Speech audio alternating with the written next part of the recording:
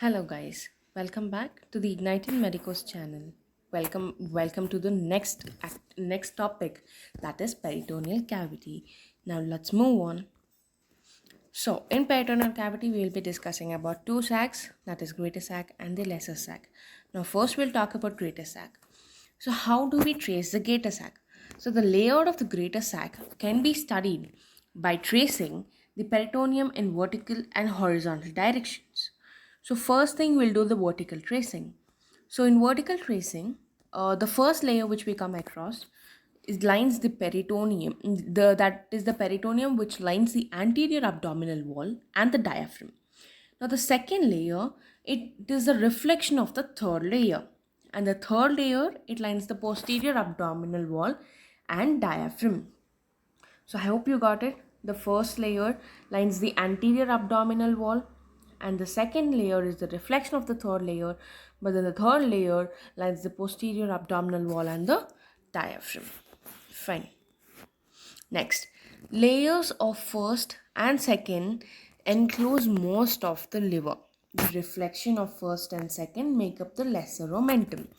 So the first and the second layer make up most of the liver, and the reflection of these two layers make up the lesser omentum, which is seen in the anterior aspect of the stomach. We have seen it already in the previous concept. Now the lesser omentum enclose the stomach, and the two layers pass down and fold into themselves, forming four layers, which makes up the greater omentum. I had told us this whole thing about lesser and greater omentum in the previous topic. So the lesser omentum, which is of two layers, it passes downwards, folds up into itself and makes up four layers, forming the greater omentum. The third and the fourth layer encloses the transverse colon to continue as the transverse mesocolon. Now let's move on. Next is the third layer, which lines the structure in the upper part. It lines the structure in the upper part of the posterior abdominal wall.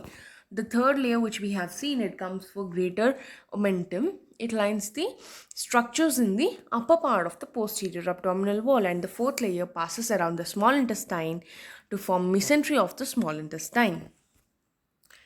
And next, the peritoneum then descends down to the pelvis. I'll show you the pic how it looks. The peritoneum then descends down to the pelvis in front of the rectum. So it's different in males and in females. In males, the peritoneum passes, in males, the peritoneum passes from the front of the rectum. It goes from the front of the rectum to the urinary bladder, forming the rectovesical pouch. So we have the rectovesical pouch in the males, wherein the peritoneum passes in front of the rectum to the urinary bladder. So the pouch between the urinary bladder and the rectum is called as rectovesical pouch. Now in the same manner, in the females, we have the vagina included here, and therefore the peritoneum passes in front of the rectum to the uterus. Rectum and uterus. The peritoneum between the rectum and uterus form the rectouterine pouch, and the peritoneum between the urinary bladder and the uterus, between the uterus and urinary bladder, form the vesicouterine pouch. So we are having three pouches here, inclusive of male and females. That is retrovesical pouch, this is for males, and rectouterine pouch, which is females, and another one is vesicouterine pouch, which is again for females. Let's move on. Okay, yeah, this is the pic which I wanted to show you. See, this is the way the peritoneum goes to the pelvic part, and this is the rectum, this is the urinary bladder, this is for the male, this is of male. So between rectum and the urinary bladder, we are having the rectal pouch. This is the rectovesical pouch, the same thing. Next, this is the lesser omentum, you can see here, which is on the anterior aspect of the stomach. It's marked. This is the lesser sac. Fine. Let's move on. This is what I wanted to show you here. This is in females. This is in females where we're having two pouches. This is the recto-uterine or recto-vaginal pouch, and this is the vesico-uterine pouch. It's between urinary bladder and the uterus here, and here it's between the rectum and the uterus. Now we have seen the vertical tracing. Now we go for the horizontal tracing. So in horizontal tracing, there are two subdivisions. That is, we trace above the transverse colon and we trace below the transverse colon. So above the transverse colon, the falciform ligament of the anterior abdominal wall, which I have told you, it forms near the liver. I hope you remember the ventral mesogastrium forms the falciform ligament, the ventral part of the ventral mesogastrium. Now, above the transverse colon, the falciform ligament of the anterior abdominal wall encloses the liver. At porta hepatis, it forms the lesser omentum and divides into two layers and passes backwards towards the spleen as gastrosplenic ligament. So, here we are seeing the gastrosplenic ligament part. The falciform ligaments, which is near the anterior abdominal wall, encloses the liver. At porta hepatis, it forms the lesser omentum. So lesser omentum is formed and then it divides.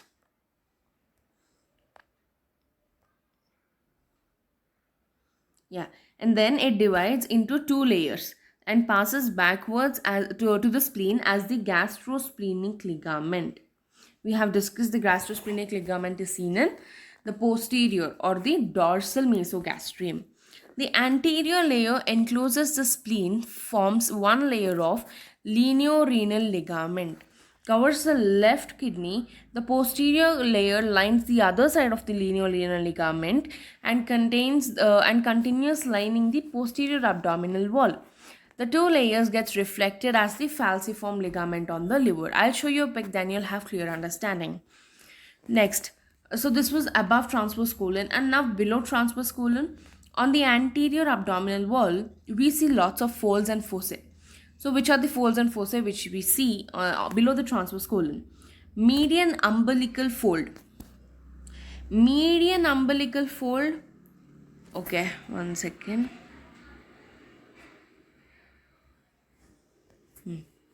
This is median umbilical fold. There is medial umbilical fold. There is lateral umbilical fold. So there are three umbilical folds: median, medial, and lateral. MML. MML is for the umbilical fold. We'll learn how is it raised later. So median umbilical fold, medial umbilical fold, and lateral umbilical fold. Next, on the lateral side, we have another fold called as, lateral and medial side, we have fossa called as lateral inguinal fossa, medial inguinal fossa. Lateral inguinal fossa and medial inguinal fossa, and in between we are having supravesical fossa. So there are, medial umbilical fold, lateral umbilical fold, lateral inguinal fossa, medial inguinal fossa, and supravesical fossa. Now these fossas and folds, how are they raised? The median umbilical fold is raised by the median umbilical ligament. The median umbilical fold is raised by the median umbilical ligament, and the medial umbilical fold is raised by the umbilical artery. Lateral umbilical fold is raised by the inferior epigastric vessels, and inguinal fossa by the deep inguinal ring. Median umbilical fold is by the median umbilical ligament. Medial umbilical fold is by the umbilical artery. And next is lateral umbilical fold, which is raised by the inferior epigastric vessels. Lateral inguinal fossa is by deep inguinal ring. Next, move on. Yeah, this is the before, in the sense, above the transverse colon. This is above the transverse colon. This is the liver. This is the falciform ligament. What you see here is the falciform ligament. Fine. And here is the lineorenal ligament. It's marked. The reflections of these form the lineorenal ligament. The reflection of the other ligaments form the falciform ligament. Yeah. I hope you got it. As we have seen in the written, then this is in the pictorial form. Next, these are the folds. These are the folds which we have discussed. The first one, is here. A median umbilical fold raised by the median umbilical ligament, and next is median supervesical fossa. So when we are naming or labeling, we need to set a direction, this side or that side. So here we started from the median plane. So first one is median umbilical fold raised by the median umbilical ligament. Next we come is supervesical fossa, and next is lateral umbilical fold raised by the inferior epigastric inferior epigastric vessels, and the next is medial umbilical fold raised by the obliterated umbilical artery. Next is the medial inguinal fossa, and next is the lateral inguinal fossa. We have seen this in the previous ones. The horizontal tracing of the peritoneum into pelvis. So the peritoneum, how does it trace into the pelvis? We have seen this also before in the before slide. Now we just see in the male we see the rectovesical pouch, and there is sacrogenital fold forming the lateral limit of the rectovesical pouch. Now if the rectovesical pouch is something like this, yeah, something like this. Now there are folds here.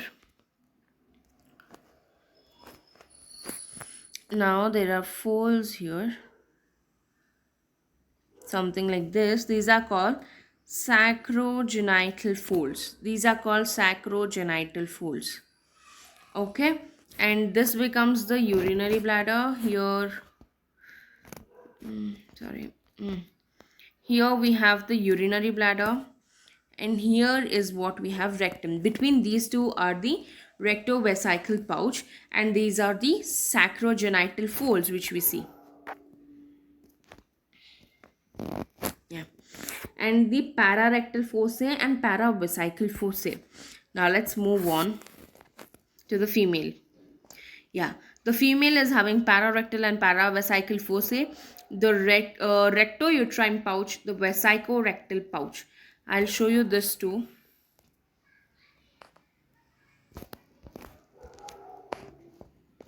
See, if this is the female part, something like this.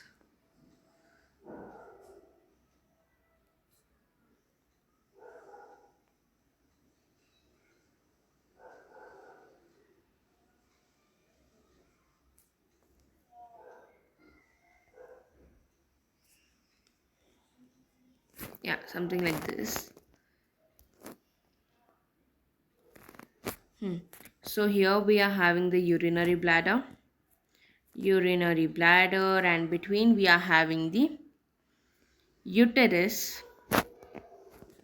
Fine, and this is the rectum. Okay, now the things between these are rectouterine pouch. So this is the rectouterine pouch. This is the vesicorectal pouch. Fine. Now we'll go for the next one. Yeah, epiploic foramen. We have discussed this yesterday also. Epiploic foramen is the communication gap. It is the pathway through which the lesser and the greater sac communicate. Now, epiploic foramen is also called as the foramen of Winslow or omental foramen. Now, boundaries. Anteriorly, the right free margin of the lesser omentum, which contains portal vein, proper hepatic artery, the bile duct, and posteriorly the inferior vena cava, the right suprarenal gland, T12 vertebra, and superiorly caudate process of the liver, and inferiorly the first part of the duodenum and the horizontal part of the hepatic artery. This is very easy to, it's important to remember. You'll find these words everywhere else. I'll repeat it again. So the boundaries of the epiploic foramen: anteriorly it is the right free margin of the lesser omentum, which contains the portal vein, the proper hepatic artery and the bile duct. Posteriorly, we'll have the inferior vena cava and the right suprarenal gland, that is the adrenal gland, T12 vertebra. Superiorly, we have the caudate process of the liver, and inferiorly, we have the first part of the duodenum and the horizontal part of the hepatic artery. Sorry for all the spelling mistakes here. And the next part is lesser sac or omental bursa. Now we have the boundaries for lesser sac, and we have finished the greater sac. Now let's move on to the lesser sac or the omental bursa. So what are the boundaries of the lesser sac? The boundaries are anteriorly peritoneum covering. Okay, where is lesser sac? Lesser sac is always behind the stomach. It's always behind the stomach. So just remember, the anterior boundaries of the lesser sac is going to be in front. I mean, I hope you're getting it. I'll make a diagram. This is the stomach. So something here like this part, whole thing is the lesser sac, but don't get confused, that's the greater omentum. There is difference between greater omentum and lesser sac. This part is the lesser sac. Fine. Now anteriorly, what is present to lesser sac? Anteriorly present is the peritoneum covering the caudate of the liver, the peritoneum covering the posterior part of the stomach, the peritoneum covering the lesser omentum. The lesser omentum comes here, right? The posterior part of the lesser omentum, the posterior part of the stomach, and the peritoneum covering the caudate of the liver, and the second layer of the greater omentum. I had told you the lesser sac lies between the second and third layer of the greater omentum, right? So anteriorly comes the second layer and posteriorly comes the third layer. Fine. So anteriorly, the boundaries are the peritoneum covering the caudate of the liver, the peritoneum covering the posterior part of the stomach, the peritoneum of the posterior border of the lesser omentum, and the second layer of the greater omentum. Next, posteriorly, what are the borders? Posteriorly, the first thing we get in mind is the greater omentum. We have seen this, the third layer of the greater omentum. The third layer of the greater omentum. And next thing is peritoneum covering the anterior superior surface of the transverse colon. We have seen the transverse colon in the previous lecture. And upper layer of the transverse colon. So, third layer of greater omentum, anterior superior surface of transverse colon, upper layer of transverse mesocolon, upper reflection of peritoneum from diaphragm to the liver, upper reflection of the peritoneum from diaphragm to the liver, lower right margin of the greater omentum, left margin of the greater omentum, and epiploic foramen. Now I know this is going to be clumsy here. See, this is upper, this is lower, this is left, and this is right. I'll do it again. Upper, lower, left, and right. Yeah. So on the upper side, it's the reflection of the on the posterior side we are talking about. It's the reflection of the peritoneum from diaphragm to the liver. On the lower side, it's the right margin of the greater omentum. On the left side is the left margin of the greater omentum. On the right side is the epiploic foramen. So listen again. I'll repeat all these ones. Posteriorly, we are having the third layer of greater omentum. Just remember, lesser sac comes between second and third layer of greater omentum. Second layer becomes the anterior and third layer becomes the posterior. So, just remember 2A and 3B, 3P. Okay. Third layer is the third layer of the greater omentum is on the posterior side. Peritoneum covering the anterior posterior surface, anterior superior surface of the transverse colon and transverse mesocolon also.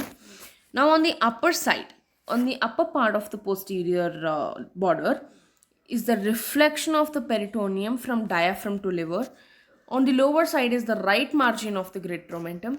On the left side is the left margin of the greater omentum. On the right side is the epiploic foramen. I hope you got it. Next thing, subdivision of the lesser sac. The lesser sacs are again subdivided. Now, what are these subdivisions?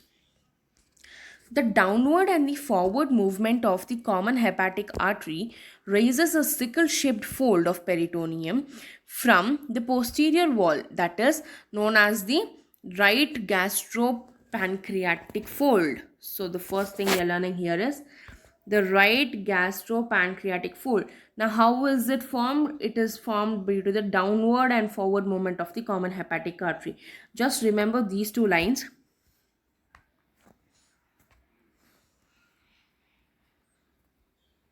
Yeah, the downward and forward movement of common hepatic artery, downward and forward, makes the right gastropancreatic fold.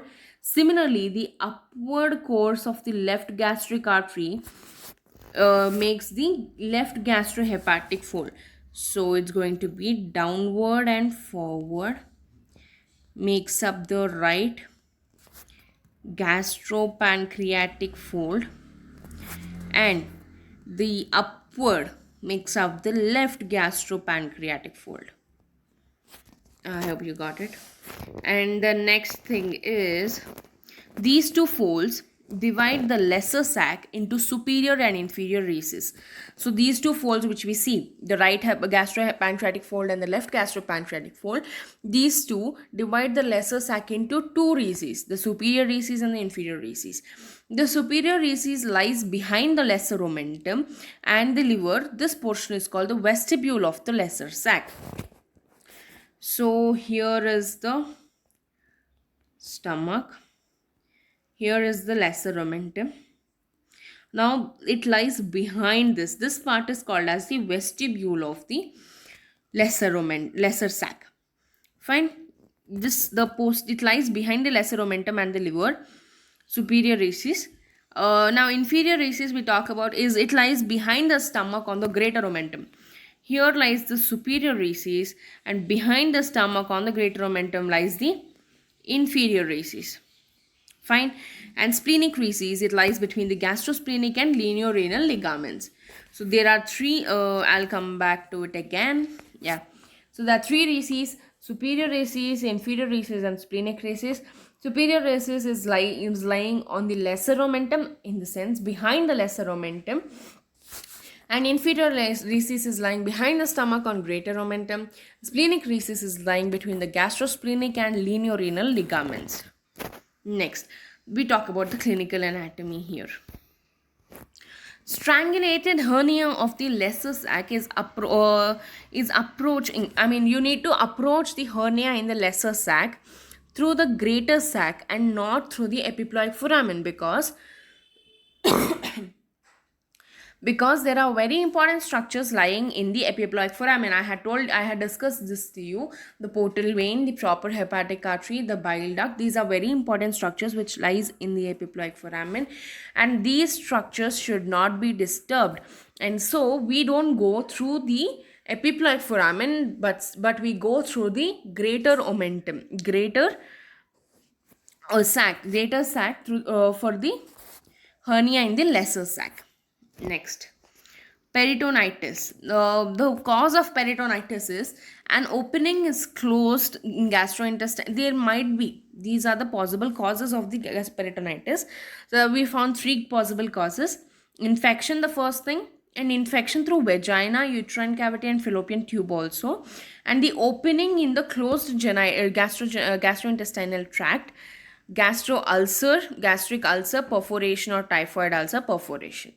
So these are the causes of peritonitis, and this how it comes to an end. Thank you for watching. Please like, share, and subscribe.